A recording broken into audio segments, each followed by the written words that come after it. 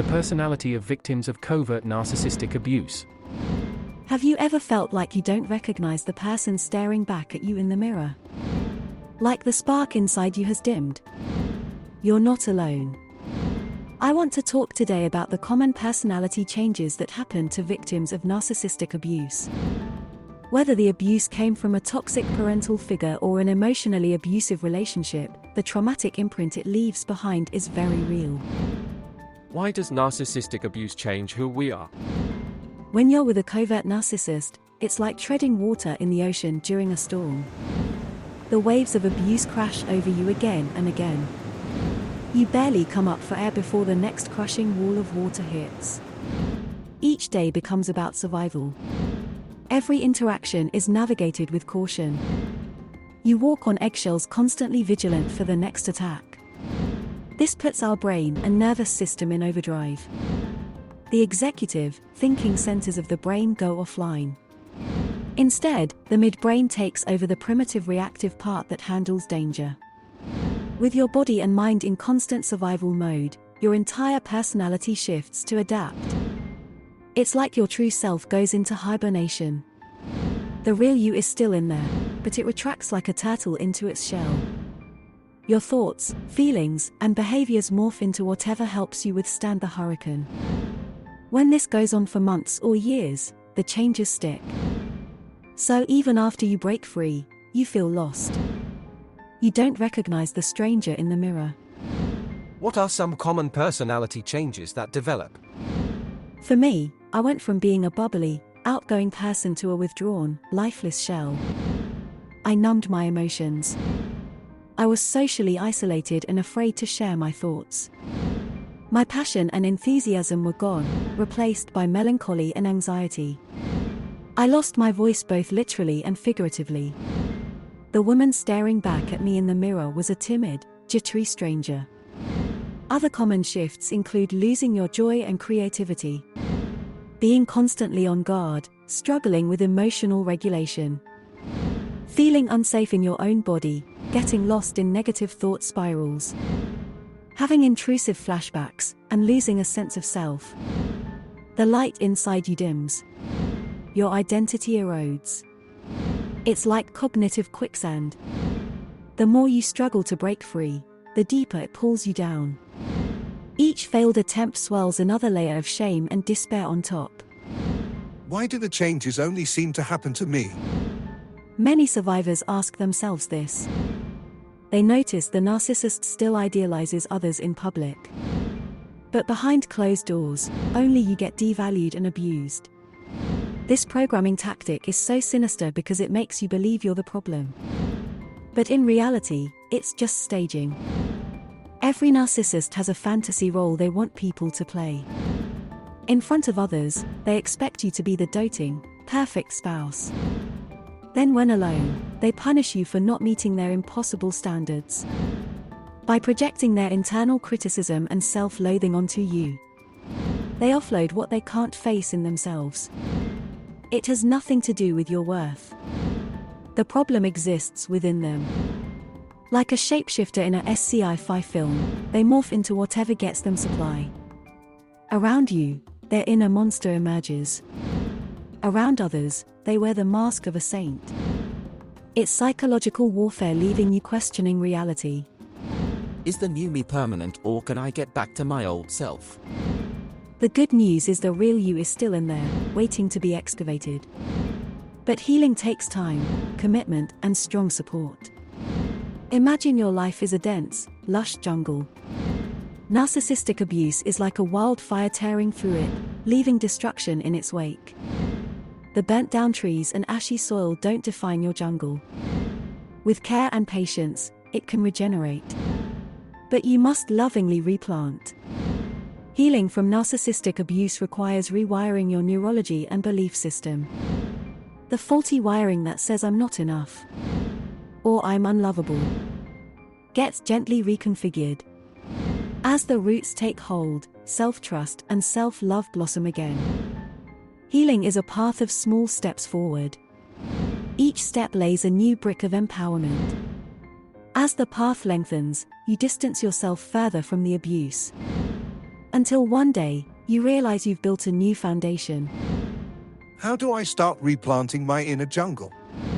Be patient and compassionate with yourself. Commit to tools like journaling, supportive communities, and therapy. Feel your feelings and release through movement or art.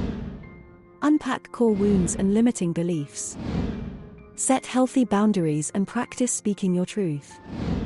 Healing from narcissistic abuse requires reparenting and finding your inner child. You must mourn what was lost or stolen. But then discover who you were before the trauma. What did little you love? What were your talents? Reconnect to the essence of you. Like an excavator gently dusting away debris in search of buried treasure. Remove the layers of hurt that entombed your radiant soul. You'll unearth what was there all along your golden, authentic self. The journey won't be linear, but if you walk it with courage and care, the strangers in the mirror will grow familiar once more. Your light will flicker back to life. The real you will emerge, transformed but never broken. If you see echoes of your own story in these words, please know you are not alone. There is no shame here. Just a community who understands the way narcissistic abuse can fracture a spirit, and together we can make ourselves whole again. You are worthy. You are loved. And you contain everything you need to rise. What is the personality of victims of covert narcissistic abuse? Victims of covert narcissistic abuse often develop a distinct traumatized personality as a result of living under the manipulation, control, and cruelty of the narcissist.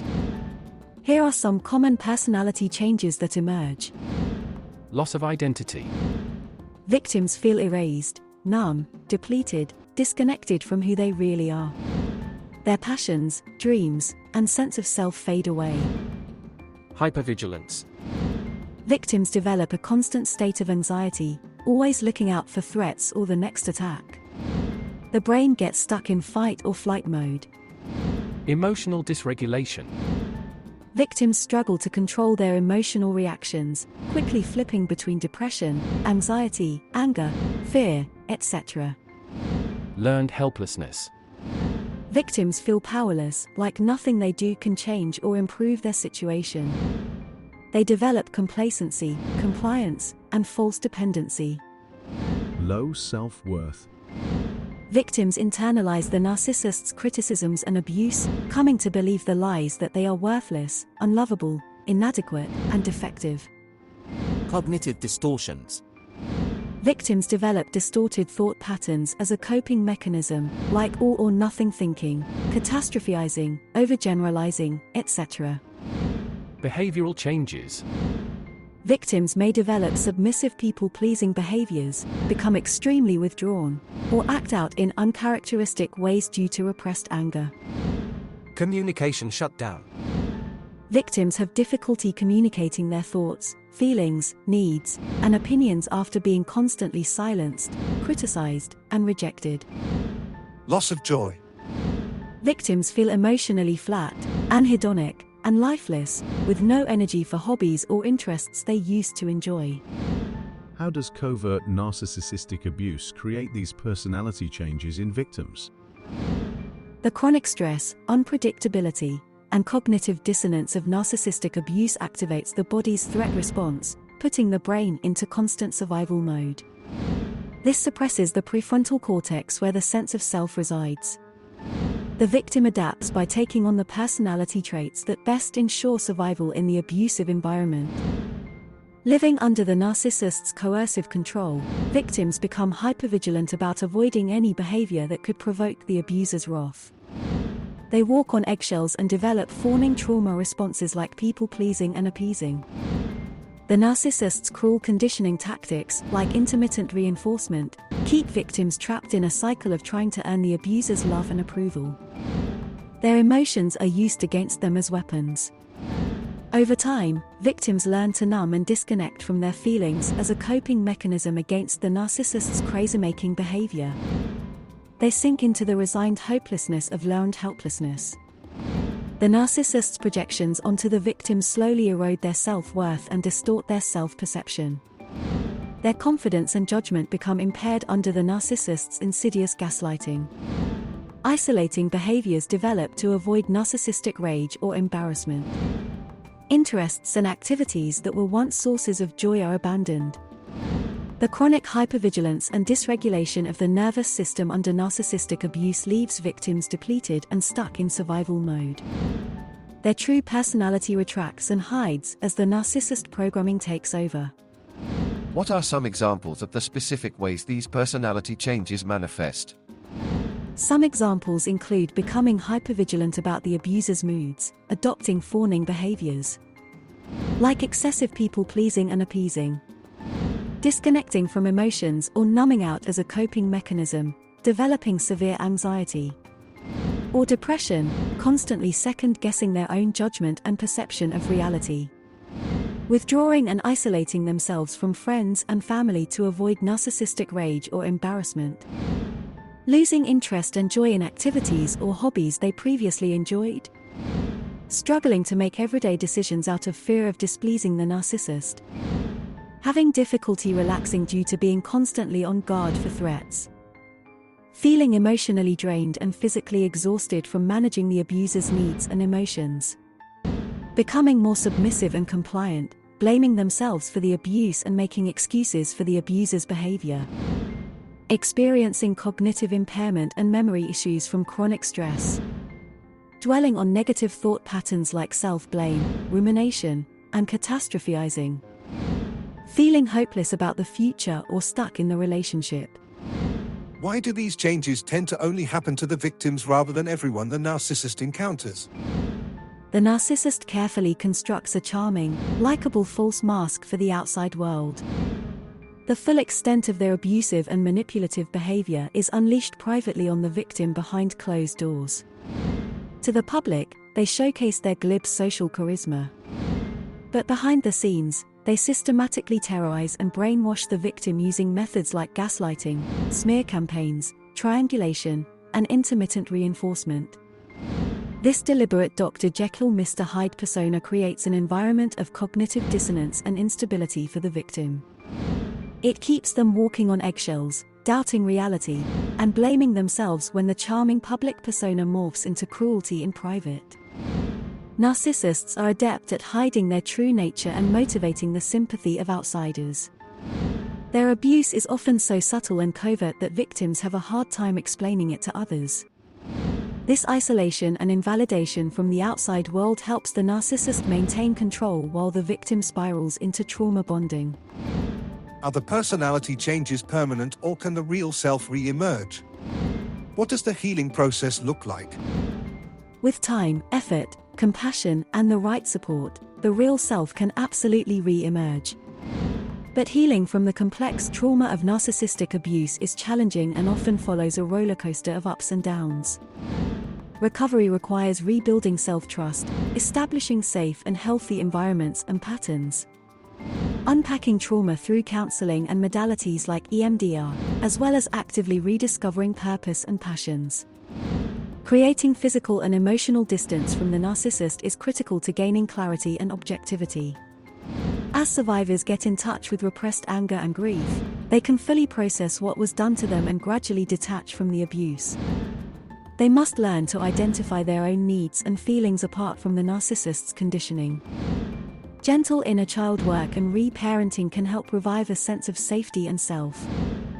The road is long, but with compassion, self-care practices and the right resources, the real self can be unearthed. What tactics can survivors use to begin reconnecting with their true identities and values? Useful tactics include journaling to explore authentic desires, feelings, and strengths. Speaking affirmations and mantras to counteract negative self-talk. Pursuing interests and hobbies that connect to the true self. Re-engaging creativity through art, music, or writing. Spending time outdoors and in nature to promote inner peace. Fostering safe relationships that honor boundaries and mutual care. Creating physical reminders of personal values and dreams. Practicing mindfulness to become reacquainted with the body and its signals, doing activities that tap into personal empowerment. As survivors learn to identify, validate, and prioritize their own needs again, self-trust restores. Saying no to the brutal inner critic is vital. Each small act of self-love lays a stronger foundation for the true self to stand upon. What resources or support systems help victims rebuild their sense of self? Many resources can aid recovery, including working with a trauma-informed therapist, attending support groups to feel less isolated, connecting with domestic violence advocates, seeking empowerment through online communities, reading educational books, workbooks about recovering from narcissistic abuse, engaging in mindfulness or spiritual practices, identifying a few safe friends or family members to confide in, exploring creative or athletic activities that tap into personal strengths, starting a gratitude practice to recognize positives, developing practical goals to work towards, learning techniques to manage anxiety, spending time outdoors or with animals, volunteering to increase meaning and purpose, seeking guidance from a life coach or mentor, focusing on self-care basics like nutrition, sleep and exercise. It takes a holistic approach and various resources to rebuild after narcissistic abuse. The key is being patient and utilizing whatever tools resonate. How can friends and family members support someone recovering from the identity fragmentation of narcissistic abuse? The best ways to support survivors include listening without judgment, or trying to change their thoughts, validating their experiences rather than questioning or downplaying them, reminding them of past strengths and positive qualities when they can't see it in themselves, avoiding lecturing, pressuring, or issuing demands that could feel controlling, providing consistency and follow-through to rebuild trust, helping gently reconnect to joy and interests at their own pace, assisting with practical needs like childcare, transportation, housing, finances to reduce stress, encouraging professional help like therapy when they're ready, refraining from judgment or criticism of their process, simply being a caring, loving presence they can feel safe with, and demonstrating that emotional abuse is always unacceptable regardless of who the perpetrator is. Let them share at their own pace and respect their boundaries. Offer options and let them make the decisions. Help empower them to trust themselves again. If you've made it this far, parts of the video likely struck a chord even if others didn't fully resonate. Let's talk about it. What stood out or clicked for you? What are you still grappling with? Where do you feel stuck?